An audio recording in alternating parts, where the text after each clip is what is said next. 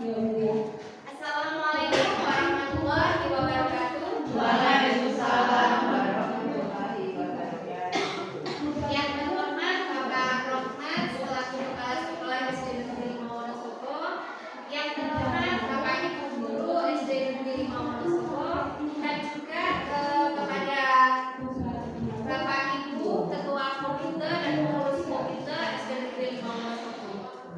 Assalamualaikum warahmatullahi wabarakatuh. Waalaikumsalam warahmatullahi wabarakatuh. Selamat pagi, Bapak Ibu. Selamat pagi, kita saling doakan.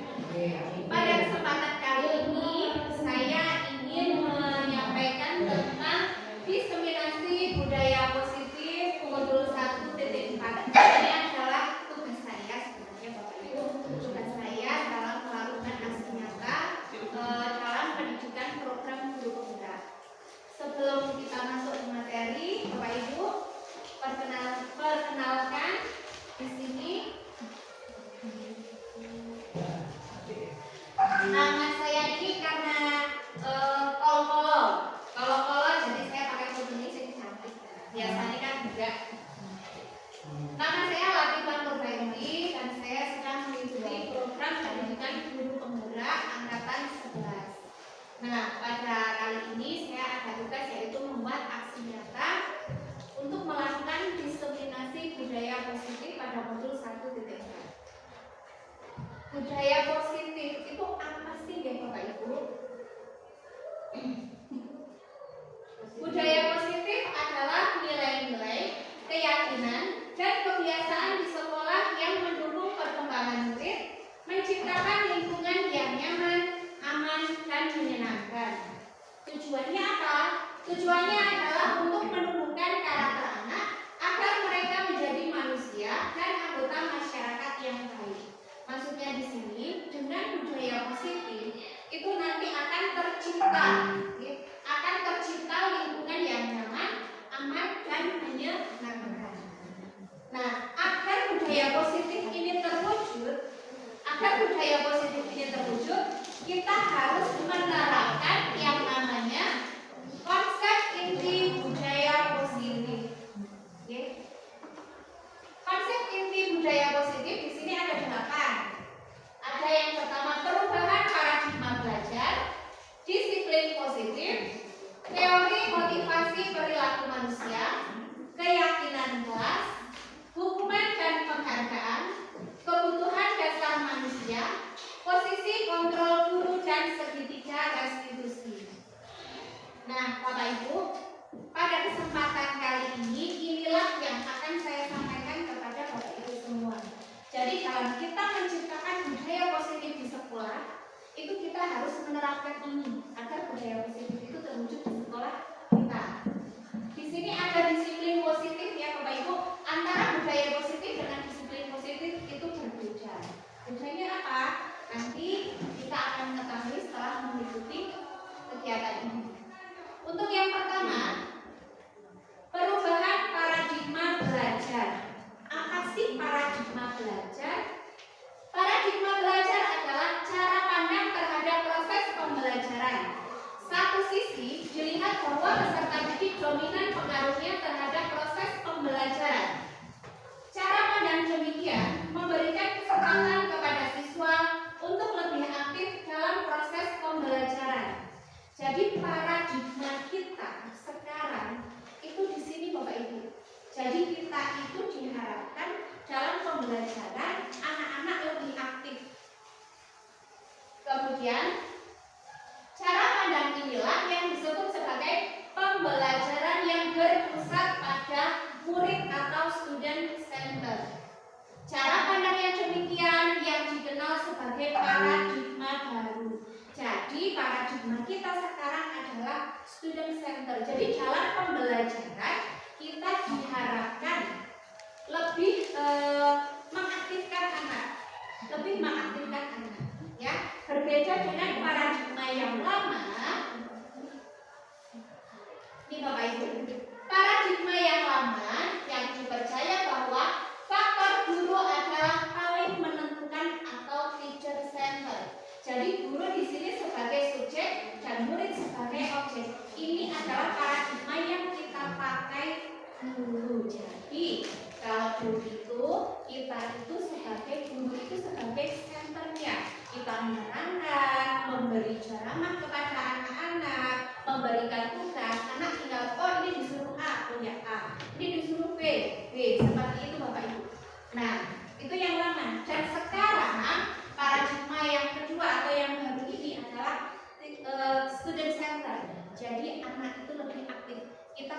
tugasnya hanya mengarahkan anak-anak supaya anak itu lebih aktif.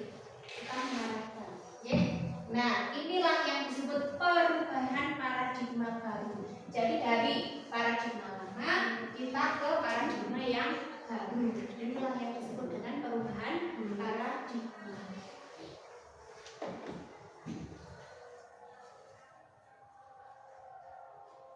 Nah, profil pelajar Pancasila. Dari perubahan paradigma tadi, dengan anak itu menjadi aktif, diharapkan nanti anak-anak akan memiliki karakter yang sesuai dengan profil pelajar Pancasila. Apa saja itu? Yang pertama, beriman dan bertakwa kepada Tuhan Yang Maha Esa dan berakhlak mulia. Kemudian yang kedua, berkebinekaan plural. Yang ketiga, gotong royong. Keempat, mandiri. Kelima, bernalar kritis. Dan yang keenam yaitu kreatif. Ini yang diharapkan dari pemerintah saat ini. Dengan anak lebih aktif, mereka itu mencari solusi pembelajarannya juga anak itu nanti akan mencari sendiri apa yang sedang dibahas. Dengan seperti itu diharapkan anak-anak nanti akan memiliki karakter seperti ini. Kemudian disiplin positif. Ini disiplin positif. Nah, disiplin positif menurut Ki Hajar Dewantara, disiplin positif adalah di mana ada kemerdekaan, disitulah harus ada disiplin yang kuat. Sesungguhnya disiplin itu bersifat self-disiplin, yaitu kita sendiri yang mewajibkan kita dengan sekeras-kerasnya. Tetapi itu akan sama saja jikalau kita tidak cakap melakukan self-disiplin. Wajiblah penguasa lain mendisiplinkan diri kita, dan peraturan demikian itulah harus ada di dalam suasana yang merdeka. Maksud dari Ki Hajar Dewantara ini, disiplin positif, disiplin itu sebenarnya berasal dari diri kita sendiri. Kita harus mengontrol diri kita sendiri, memaksakan diri kita sendiri agar bisa berlaku positif. Okay?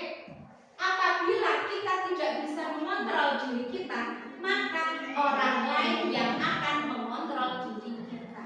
Itu maksud dari Ki Hajar Dewantara. Nah, coba Bapak Ibu kira-kira makna dari disiplin menurut Bapak Ibu itu apa? Kira-kira disiplin itu apa sih?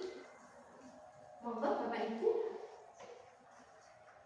Ada yang berani menjawab? Tertib, tepat waktu, bertanggung jawab, mematuhi aturan. Betul sekali, semuanya betul, tidak ada yang salah ya Bapak Ibu. Nah, di sini disiplin adalah bagaimana cara kita mengontrol diri dan bagaimana menguasai diri untuk memilih tindakan yang mengacu pada nilai-nilai yang kita hargai agar tercapai tujuan mulia yang diinginkan. Jadi disiplin, saya ulangi lagi, disiplin itu adalah mengontrol diri kita sendiri. Jadi sebenarnya tidak ada yang bisa menyuruh kita ini itu, tidak ada. Yang bisa itu diri kita sendiri. Tapi kita benar-benar harus memaksakan diri kita untuk melakukan yang positif. Kalau kita tidak bisa mengontrol diri kita, maka orang lain yang akan mengontrol kita, seperti itu. Kemudian di sini ada nilai-nilai yang kita hargai itu apa? Nilai-nilai itu adalah nilai-nilai kebajikan, nilai-nilai yang positif. Nilai-nilai kebajikan adalah prinsip moral yang disepakati bersama oleh berbagai bangsa, budaya, dan agama yang berfungsi sebagai panduan untuk perilaku yang baik dan benar sebagai fondasi kita dalam berperilaku. Jadi ini bukan hanya di Indonesia tapi di dunia. Inilah kebajikan universal. Ya Bapak Ibu. Coba kira-kira nilai-nilai kebajikan apa saja menurut Bapak Ibu nilai-nilai yang positif itu kira-kira apa? Disiplin.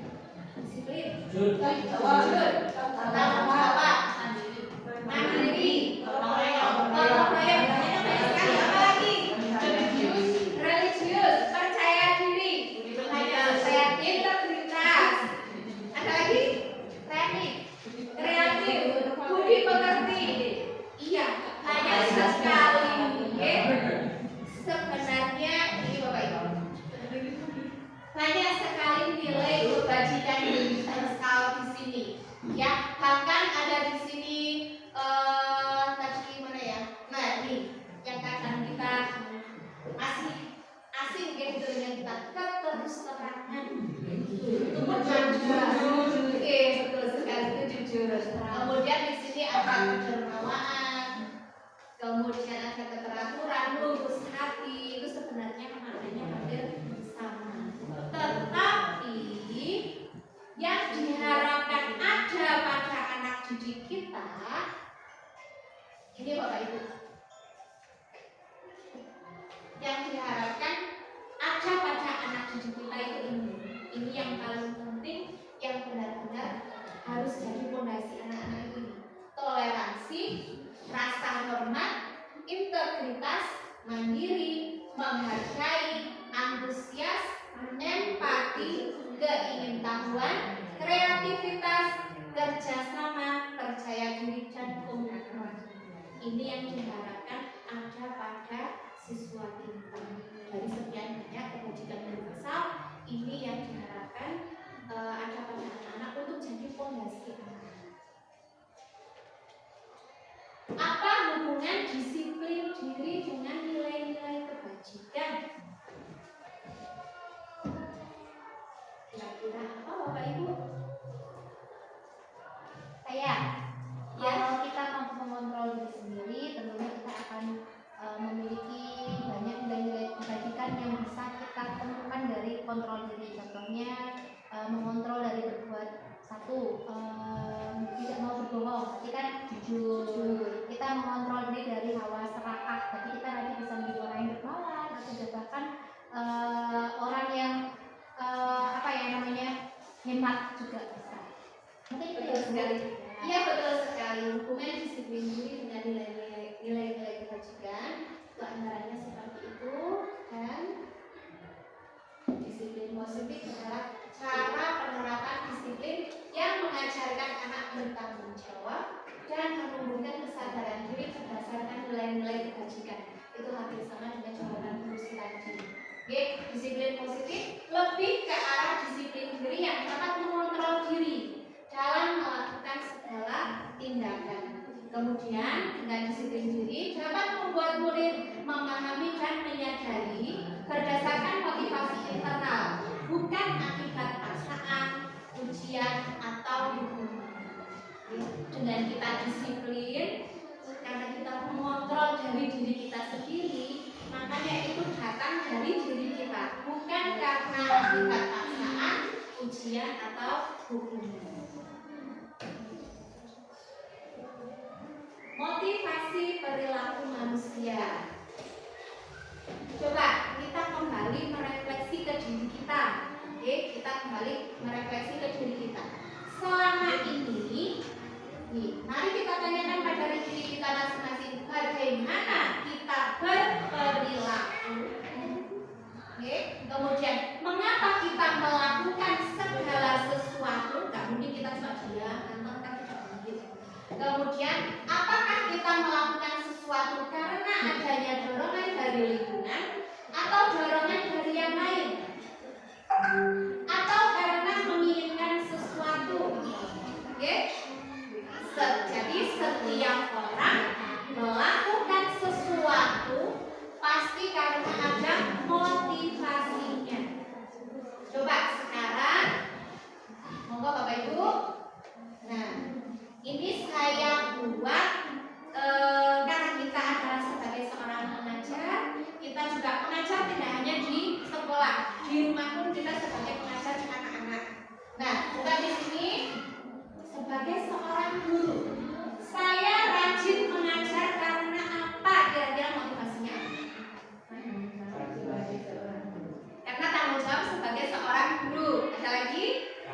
rindu murid saya.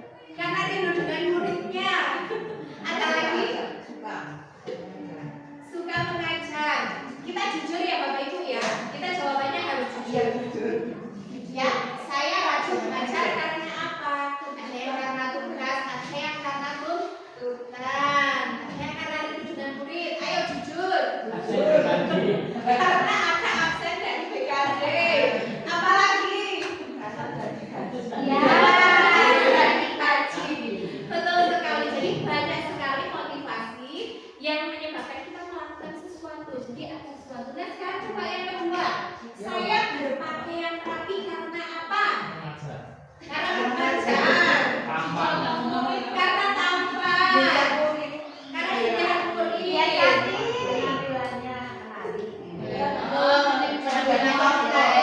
Di sini nggak ada yang cewek ya? Ada yang cewek hadis masuk. Ada.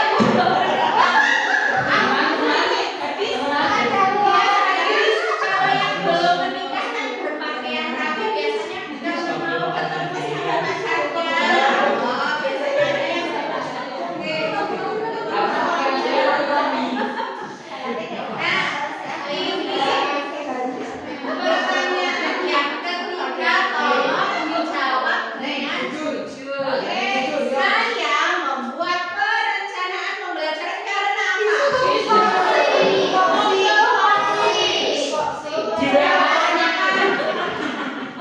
Karena ada yang sudah kita update, ada yang karena mau supervisi, karena ada yang berat. Jawaban jujur, karena akreditasi. Nah, setiap kita melakukan sesuatu itu pasti karena kita ada motivasinya. Oke? Jujur ya, oke jawabannya. Oke? Terekam loh. Nah ini menurut Diana Johnson ada 3 motivasi perilaku manusia. Oke, yang pertama untuk menghindari ketidaknyamanan atau hukuman. Yang kedua untuk mendapatkan imbalan, pujian atau penghargaan dari orang lain. Kemudian yang ketiga untuk menjadi orang yang mereka inginkan dan menghargai diri sendiri dengan nilai-nilai yang mereka percayai. Oke, menurut ini di sini ada 3. Ini saya ilustrasikan seperti ini. Motivasi perilaku manusia untuk menghindari ketidaknyamanan atau hukuman, untuk mendapat imbalan atau penghargaan dari orang lain, kemudian untuk menjadi orang yang mereka inginkan dan menghargai diri sendiri. Bapak Ibu, yang namanya motivasi itu ada yang dari internal dan eksternal. Oke? Apabila motivasi Bapak Ibu tadi seperti mengerjakan pembelajaran tadi ya, rencana pembelajaran karena menghindari ketidaknyamanan atau hukuman, atau karena untuk mendapat imbalan atau penghargaan orang lain, berarti itu adalah motivasi yang eksternal.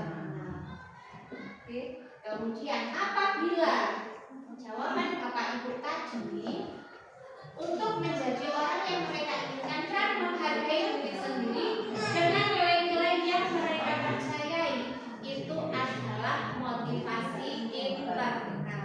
Makanya sebagai guru, agar kita bisa menciptakan motivasi dari dalam diri anak, kita diharapkan menghindari memberikan hukuman dan pemberian penghargaan berlebihan agar meminimalisir motivasi eksternal dalam diri murid. Di sini ada penghargaan. Ini biasanya kita sering melakukan, ya. Nah, kita masuk ke sini. Tadi ada penghargaannya. Apa sih itu hukuman? Apa sih itu konsekuensi? Apa itu penghargaan? Dan apa itu restitusi? Ya Bapak Ibu, hukuman. Contoh hukuman dan hukuman. Hukuman itu adalah sesuatu bentuk prosedur atau tindakan yang diberikan kepada individu atau kelompok sebagai konsekuensi atas kesalahan atau pelanggaran. Contoh hukumannya misalkan lari mengelilingi lapangan, lari mengelilingi lapangan basket 3 kali karena terlambat masuk kelas. Padahal sedang pelajaran di kelas, karena terlambat, hukumannya disuruh mengelilingi lapangan basket 3 kali. Kira-kira ada hukumannya apa tidak, Bapak? Jadi saya enggak, maksudnya di kelas itu pembelajaran itu dengan lari, lari mengelilingi lapangan basket 3 kali. Kira-kira ada hukumannya tidak sih? Tidak, iya betul sekali tidak ada. Makanya itu disebut sebagai hukuman. Kesimpulan dari hukuman bersifat tidak terencana atau tiba-tiba. Jadi saat guru biasanya langsung menjustis anak-anak sudah apa. Kemudian yang kedua, anak tidak tahu apa yang akan terjadi dan tidak dilibatkan. Jadi tidak ada kesepakatan sebelumnya. Tahu-tahu terlambat suruh ini, seperti itu. Kemudian yang ketiga, bersifat satu arah, biasanya hanya berasal dari gurunya. Kemudian diberikan ya berupa fisik maupun psikis. Jadi yang namanya hukuman itu bukan hanya fisik, tapi psikis juga itu bisa dalam bentuk hukuman. Ada yang bisa memberikan contoh?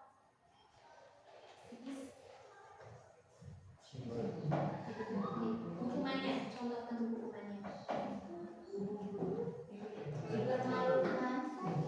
Dipermalukan bisa dikatakan karena tidak bisa mengerjakan, terus dibilang kamu itu bodoh. Nah, misalkan seperti itu. Seperti itu, oke. Kemudian sekarang konsekuensi. Konsekuensi adalah akibat yang terjadi sebagai hasil dari suatu perbuatan. Contohnya membersihkan coretan yang dibuat di papan tulis. Ini di sini adalah akibat dari sesuatu perbuatan. Jadi anak itu sudah tahu kalau saya melakukan kesalahan ini saya harus apa. Selain membersihkan coretan yang dibuat di papan tulis, kira-kira ada yang bisa memberikan contoh? Konsekuensi? Jika menumpahkan minuman temannya. Betul sekali Bulan. Apabila mungkin temannya tidak sengaja menumpahkan minuman, anak itu biasanya langsung membersihkan. Kemudian kesimpulan dari konsekuensi. Yang pertama, sudah terencana atau sudah disepakati. Kemudian yang kedua, sudah dibahas dan disetujui oleh murid dan guru. Yang ketiga, umumnya bentuk-bentuk konsekuensi dibuat oleh guru atau sekolah dan murid sudah mengetahui sebelumnya konsekuensi yang akan diterima bila ada pelanggaran. Jadi meskipun ini mungkin sudah disepakati, tapi anak-anak biasanya sudah tahu karena di rumah biasanya, oh ini tumpah berarti kita harus bagaimana, seperti itu. Kemudian penghargaan. Nah, ini yang kadang sering kita lakukan. Ya tidak tahu Bapak Ibu, tapi saya kadang sering sekali melakukan seperti ini. Contoh sebelumnya penghargaan itu apa? Penghargaan adalah sesuatu yang diberikan kepada individu, organisasi atau kelompok sebagai pengakuan atas prestasi atau keunggulan yang telah dicapai. Contohnya misalkan siapa yang mendapatkan nilai antara 85 sampai 100 akan mendapatkan reward dari guru berupa bintang. Seperti itu. Itu adalah sesuatu yang sebenarnya tidak boleh kita lakukan. Apabila dia ada keterangan berlebihan, memberi penghargaan yang berlebihan. Nggih, leres sekali Bu. Di sini ya. Nggih, itu sebenarnya betul, tapi kita melihat dari efeknya.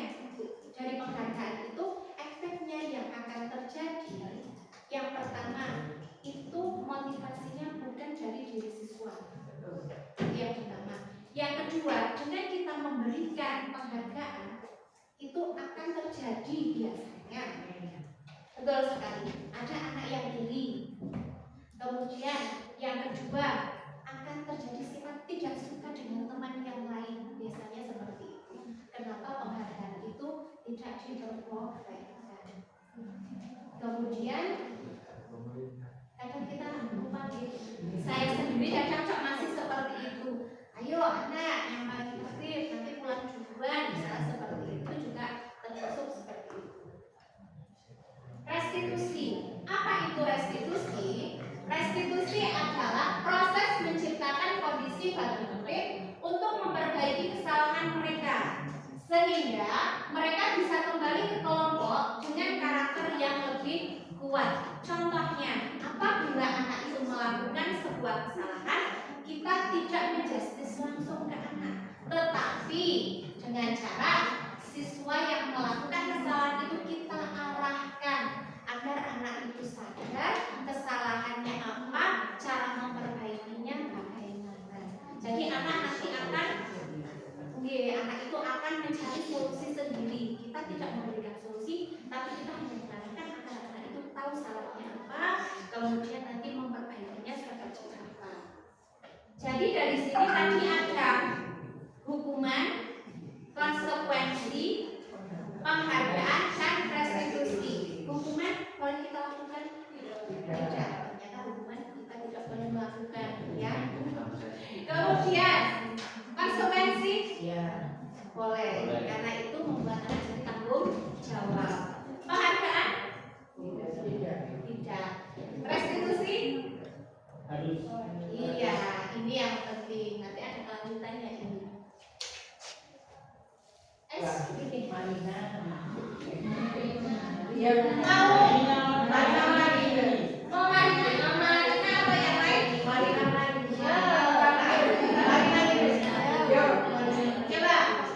di sini nanti Marina seperti Marina menari di atas menara, atas menara. Marina menari. Marina biasanya ada pasangan. Marijo, betul sekali. Marijo ini ya, Marijo ya. Yuk coba semuanya bisa mengikuti. Berdiri yuk, silakan berdiri. Wow. Kita menyanyi dulu ya. Marina menari di atas menara, di atas menara. Marina menari, Marijo menari di atas menara, di atas menara. Marijo menari. Sekarang kalau seperti ini apa? Menari. Mana? Marijo. Di atas menara. Ingat deh. Marina menari di atas menara, di atas menara. Marina menari, Marijo menari di atas menara, di atas menara. Marijo menari. Sekali lagi ya, konsentrasi ya. Siap guys, siap. Marina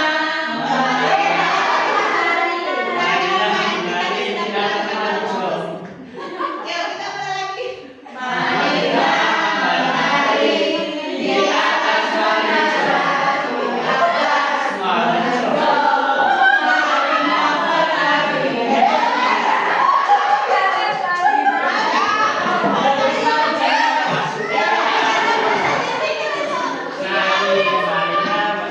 Ternyata konsentrasi ya tadi ya. Ternyata konsentrasi tadi di atas. Marijo, Marina menari.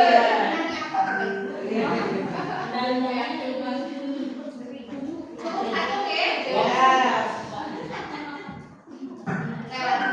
Lewat aja. Nah sekarang kita masuk ke kebutuhan dasar manusia. Kebutuhan dasar manusia di sini, seluruh tindakan manusia memiliki semua yang kita lakukan adalah usaha terbaik kita untuk mendapatkan apa yang kita inginkan. Ketika kita mendapatkan apa yang kita inginkan, sebetulnya saat itu kita sedang memenuhi satu atau lebih dari kebutuhan dasar kita. Jadi selain motivasi tadi, kita juga ada yang namanya kebutuhan dasar manusia. Oke? Kebutuhan dasar manusia itu ada 5, Bapak Ibu. Yang pertama yaitu kebutuhan bertahan hidup. Kemudian yang kedua yaitu kebutuhan kasih sayang dan rasa diterima. Yang ketiga, kebutuhan penguasaan atau kebutuhan pengakuan atas kemampuan. Yang keempat yaitu kebutuhan kebebasan, dan yang kelima yaitu kebutuhan kesenangan. Bapak Ibu silahkan lihat di sini. Nah, kita akan dengan kejadian ini kita akan tahu kebutuhan. Yang pertama, Latifah jajan banyak tiap hari di kantin. Benar. Kalau misalkan melihat ada anak jajannya banyak terus, kemudian kita tanya ke anak, "Nak, kamu kenapa sih kok jajannya jajan itu selalu banyak?" Terus jawabannya lapar. Jawabannya karena lapar. Berarti itu kebutuhan dasar manusia apa coba? Makan. Kebutuhan apa? Bertahan hidup, betul sekali. Oke, itu sebagai ilustrasinya. Kemudian coba, ada anak yang suka usil, kemana-mana dia usil terus. Ada temannya digangguin terus. Oke? Nah, setelah anak kita tanya, kenapa sih Mas kamu kok suka ganggu temannya? Jawabannya anak itu adalah karena anak itu suka aja. Jadi teman-teman jadi memperhatikan aku seperti itu. Misalkan jawabannya seperti itu, berarti kebutuhan dasar manusia apa Bapak Ibu? Kasih sayang, betul sekali. Karena ingin diperhatikan dan diterima. Jadi setiap anak melakukan kesalahan pasti ada alasannya. Kemudian ada anak yang pakaiannya selalu rapi, sistematik, dalam segala sesuatu ingin yang terbaik. Setelah anak itu ditanya, jawabannya itu karena aku kan orang hebat, apa anak yang pintar seperti itu. Berarti itu kebutuhan dasar manusia apa Bapak Ibu? Penguasaan. Betul sekali, penguasaan, pengakuan atas kemampuan. Betul sekali. Apabila anak suka mengambil bekal teman-temannya, lakukan.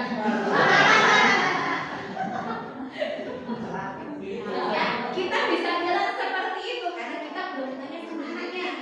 Seandainya jawaban anak adalah karena aku bosan dengan bekalmu, ya, bosan dengan masakan ibu, itu kira-kira kebutuhan apa? Kebebasan, betul sekali. Kebebasan. Lagi satu lagi, apabila anak yang suka mengambil bekal temannya tadi, jika jawabannya adalah karena iseng dan dia suka sekali melihat temannya, ekspresi temannya, itu karena apa? Iya, karena kesenangan. Cuma di sini iya betul sekali, kita harus hati-hati kalau melihat ada anak.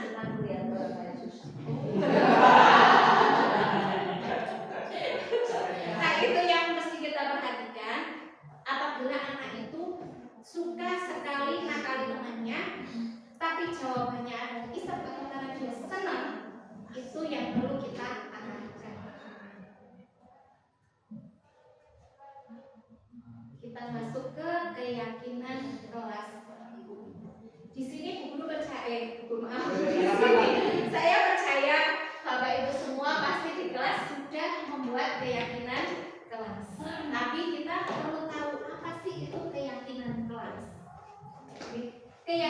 kelas adalah nilai-nilai kebajikan universal yang disepakati oleh anggota kelas yang bertujuan untuk membangun budaya positif dan disiplin di lingkungan sekolah. Nah, di sini ada kata nilai-nilai kebajikan universal. Tadi sudah disampaikan pas awal. Nah, di sini kenapa keyakinan kelas? Kenapa namanya itu keyakinan kelas, bukan peraturan kelas saja? Aja? Betul sekali ya. Kemudian ada lagi jawaban yang lain? Tidak ada.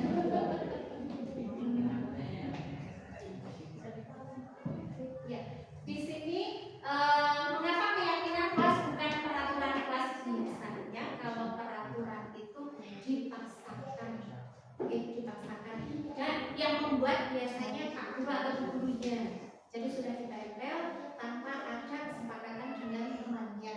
Dan kemudian keyakinan kelas itu tadi seperti yang Jalia tadi sudah berisi kebajikan universal, dan yang penting adalah sudah kesepakatan dengan anak-anak. Mengapa keyakinan kelas penting untuk terbentuknya budaya positif? Kenapa keyakinan kelas penting untuk terbentuknya budaya positif?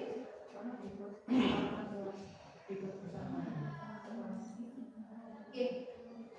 Keyakinan kelas dibuat itu bersama-sama dan dari siswa, sehingga apalagi keyakinan kelas itu berisi tentang iya betul sekali, nilai-nilai kebajikan universal, sehingga apabila ini diterapkan dan anak percaya sudah dari dirinya sendiri, maka akan terbentuk budaya positif. Bagaimana mewujudkan keyakinan kelas yang efektif? Bagaimana mewujudkan keyakinan kelas yang efektif?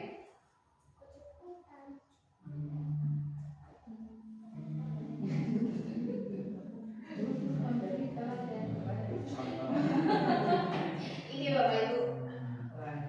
Ya.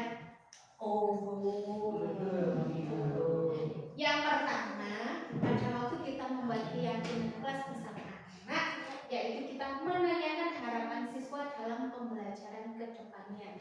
Jadi kita besok anak-anak biar di sini kelasnya pembelajarannya itu bisa nyaman, pembelajarannya bisa kita itu lancar, itu harus bagaimana anak-anak? Misalkan seperti itu. Kemudian nanti anak-anak di situ akan menjawabnya, dan dengan berbagai macam anak otomatis jawaban juga bermacam-macam. Kemudian langkah yang kedua yaitu kita memilah keyakinan dari siswa. Jadi dari sekian banyaknya masukan dari anak, nanti kita pilih, kita pilih mana yang akan kita pakai, dan tidak harus banyak-banyak Bapak Ibu. Keyakinan kelas itu tidak perlu banyak-banyak. Kemudian mengubah kalimat menjadi kalimat positif. Biasanya anak-anak itu misalkan jawabannya itu kalau disuruh membuat keyakinan kelas mesti tidak boleh ramai guru, tidak boleh berkata kasar guru, seperti itu, oke? Nah, yang perlu kita garis bawah di sini menjadi kalimat positif adalah membuang kata tidak bolehnya. Jadi keyakinan kelas itu tidak menggunakan kata tidak boleh Bapak Ibu. Yang kita pakai misalkan, nah contoh keyakinan kelas kita ganti, yang tidak boleh berkata kasar Bu, misalkan kita ganti dengan ini, sopan santun dalam berperilaku dan bertutur kata, misalkan seperti itu. Kemudian langkah selanjutnya yaitu menyepakati keyakinan kelas. Setelah kita pilih, kita sepakati bersama anak-anak. Setelah kita ganti dengan kalimat positif juga, oke? Nah, setelah keyakinan kelas ini disepakati dengan anak-anak, langkah yang terakhir dicetak dan dipasang di kelas. Ini yang penting. Jadi, seandainya kita sudah membuat seperti ini keyakinan kelas dengan anak-anak, tetapi ternyata tidak dicetak, hanya dibahas saat itu, anak-anak mungkin tidak paham, ya lupa lupa. Oke, jadi sebaiknya dicetak dan dipasang di kelas. Ini tadi ya, contoh keyakinan kelas: jujur, mandiri, dan bertanggung jawab. Kemudian menjaga kebersihan kelas dan sekolah. Misalkan ada anak yang tidak boleh membuang sampah sembarangan, nah bisa kita ganti seperti ini. Oke, betul sekali. Nah, sekarang masuk yang ketujuh, yaitu posisi kontrol seorang guru. Jangan sampai salah menyebut ya. Posisi kontrol seorang guru yang pertama sebagai apa? Hukum. Jelas tidak Jelas. Yang kedua, Membuat merasa bersalah. membuat merasa bersalah. Yang ketiga, teman. Yang keempat, pemantau. Dan yang kelima yaitu manajer. Posisi kontrol seorang guru sebagai penghukum itu seperti apa sih? Ada yang mau memberikan contoh? Henry. Nih, langsung Pak Henry berarti biasanya kayak gitu. Ya Pak Henry, kira-kira seperti apa? Posisi kontrol guru sebagai penghukum itu yang Contohnya? contohnya ketika ada anak terlambat dia dimarahi dengan nada yang tinggi, yang mana itu membuat anak itu sendiri mungkin merasa trauma atau bagaimana gitu. Betul sekali. Nah, contohnya patuhi aturan saya atau awas kamu ya. Ya, dengan nada tinggi mengancam. Kemudian nih, kamu selalu saja salah. Ya, dengan nada tinggi. Kemungkinan anak juga nanti akan menjadi takut. Betul sekali. Membuat merasa bersalah. Kira-kira kata-kata apa? Berusi.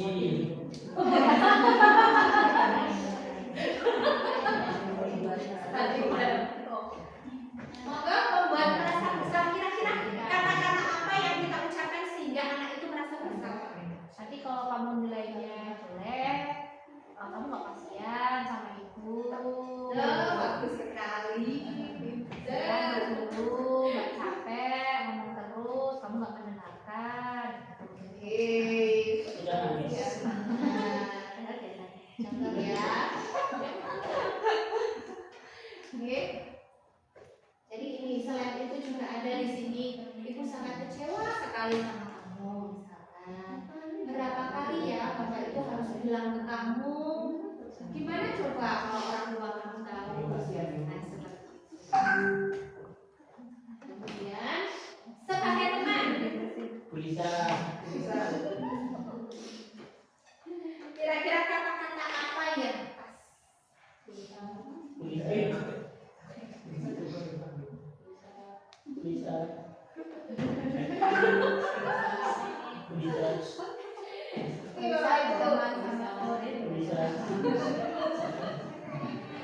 Di sini, apabila posisi kontrol kita sebagai seorang guru itu sebagai teman, contohnya ini, ayo bantulah ibu, misalkan, kemudian, ayo ingat tidak semua bantuan ibu selama ini, kemudian ya sudah kali ini tidak apa-apa, nanti ibu bantu, contohnya seperti ini. Kemudian posisi kontrol seorang guru sebagai pemantau. Kira-kira apa Bapak Ibu kata-katanya? Pemantau.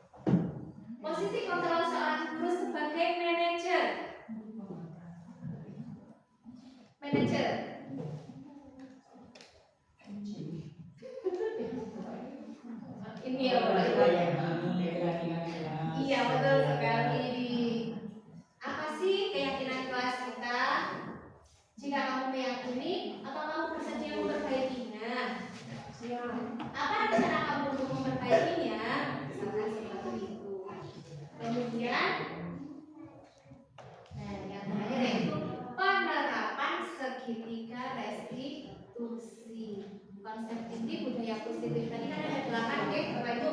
Nah ini yang terakhir ya, penerapan segitiga restitusi. Di sini Bapak Ibu, segitiga restitusi itu apa? Segitiga restitusi adalah suatu proses dialog yang dilakukan oleh guru atau orang tua untuk membantu anak dalam memperbaiki kesalahan mereka. Bagaimana caranya? Langkah-langkah segitiga restitusi itu ada 3. Oke. Yang pertama yaitu menstabilkan identitas. Kemudian langkah yang kedua yaitu validasi tindakan yang salah. Yang ketiga yaitu menanyakan keyakinan. Ini adalah segitiga restitusi. Bagaimana sih itu? Maksudnya itu apa? Menstabilkan identitas di sini pada waktu anak itu melakukan kesalahan, oke, kita tidak boleh langsung kamu itu gini. Tapi yang pertama kita lakukan adalah menstabilkan identitas dengan menanyakan ke anak atau kita membuat agar identitas anak itu tidak mati, oke, identitas anak itu tidak gagal gitu, tidak gagal. Makanya di sini nggak apa-apa nak, semua pasti pernah melakukan kesalahan. Seperti itu. Kemudian tidak ada manusia yang sempurna nak. Oke. Tadi wajar kalau kamu melakukan itu. Kemudian ayo kita bisa selesaikan ini bersama-sama. Jadi pada waktu anak melakukan kesalahan, itu langkah yang pertama yaitu menstabilkan identitas seperti ini. Oke. Kemudian langkah yang kedua, validasi tindakan yang salah setelah kita melakukan pendekatan ke anak dengan tadi. Kemudian yang kedua, validasi tindakan yang salah. Setelah menanyakan itu, kemudian kita menanyakan, kamu melakukan sesuatu atau kamu melakukan kesalahan itu pasti kamu punya alasannya. Padahal kamu bisa melakukan yang lebih buruk, tapi Bu Guru bangga kamu bisa menahan diri seperti itu. Oke.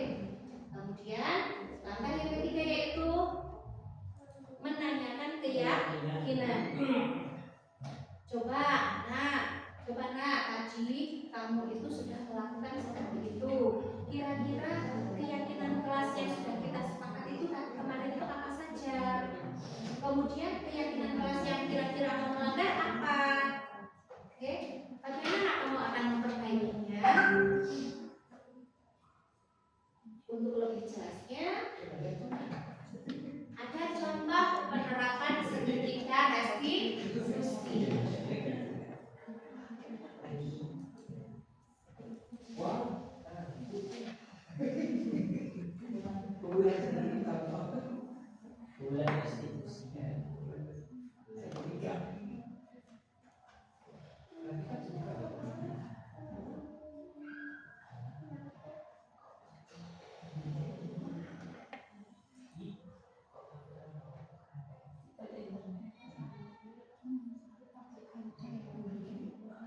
Siangnya sebelah.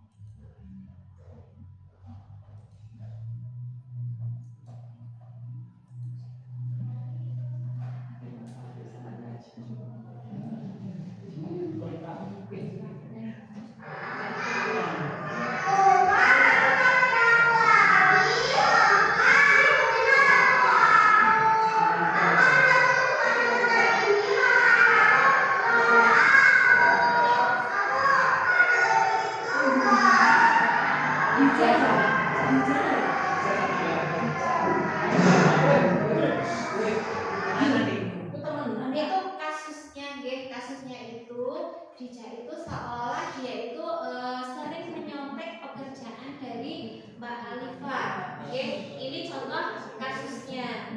Dan penerapan segitiga restitusinya.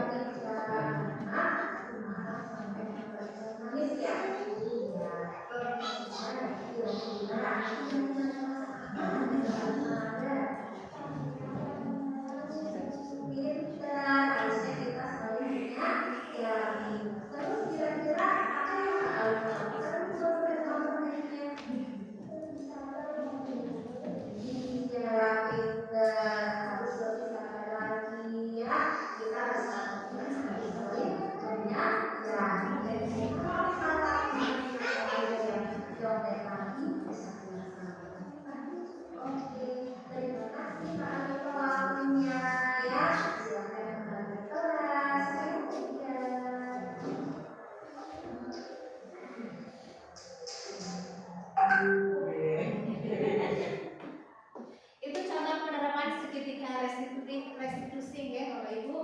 Kemudian di sini ada kasus satu lagi. Ini artis kita.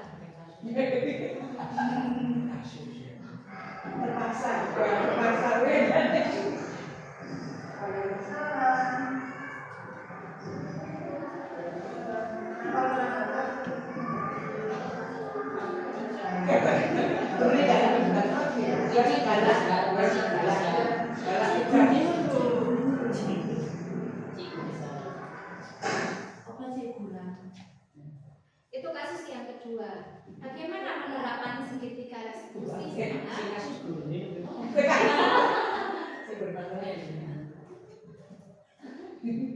Ini contoh penerapannya. Penerapan segitiga restitusi.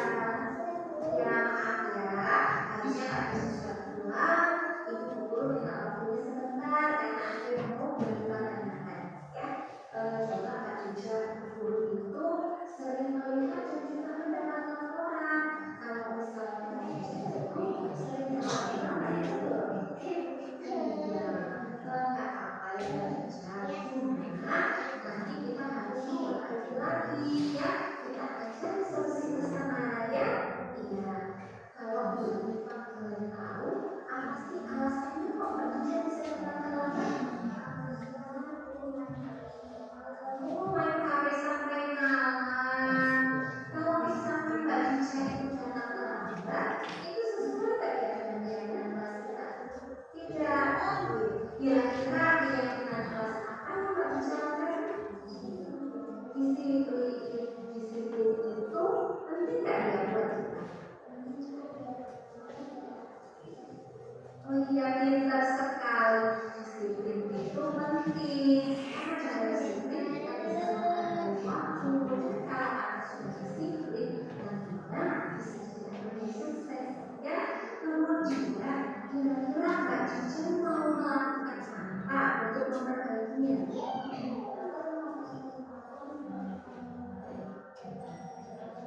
Oh iya, pintar sekali. Kamu awal buka saja alarm mobil, terus sekali ya. Kita belajar, nanti kita terus bareng ya. Oke, terus bagaimana sekali dulu ya. Oke, terima kasih waktunya ya. Jangan mengalami kelas. Assalamualaikum. Itu beberapa contoh ya penerapan segitiga restitusi. Jadi yang pertama, kalau anak-anak melakukan kesalahan, kita tidak boleh langsung menjustis anak tersebut, tapi kita melakukan yang pertama tadi menstabilkan identitas, kemudian validasi tindakan yang salah, kemudian yang terakhir yaitu menanyakan keyakinan.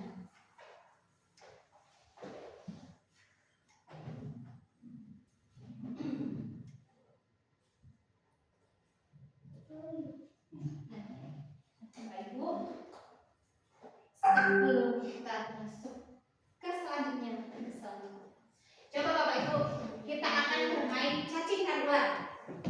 Ya, kita akan bermain cacing dan ular. Bedanya cacing sama ular apa? Cacing lebih pendek ya. Ular lebih panjang. Tapi sekarang kita coba tangannya kita buat kebalikannya. Berdiri boleh, duduk juga boleh. Di sini acaranya oke,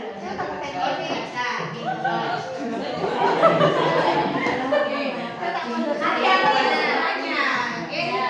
Tapi seandainya saya bilang cacing, Bapak Ibu, panjang. Kita buat kebalikannya, panjang. Kalau saya bilang ular, Bapak Ibu, pendek. Cacing. Cacing. Kita kebalikannya Ibu. Kebalikannya. Cacing. Ular. Cacing. Ular. Cacing. Ular. Cacing. Ular. Cacing. Cacing. Ular. Cacing. Cacing. Ya Bapak Ibu, coba sekali lagi kita konsentrasi ya. Cacing. Ular. Cacing. Ular. Kita sudah bisa konsentrasi Bapak Ibu. Oke. Jadi dari permainan ini Bapak Ibu, pertama kita melakukan hal yang kebalikannya atau tidak biasa kita lakukan, kita akan merasa sulit. Tapi kalau kita terbiasa seperti diulang dan diulang, lama-lama kita menjadi mudah. Oke Bapak Ibu, sama dengan budaya positif ini. Oke, awal seperti saya juga sedang belajar Bapak Ibu. Jadi mari kita belajar bersama dari sesuatu yang jarang atau belum.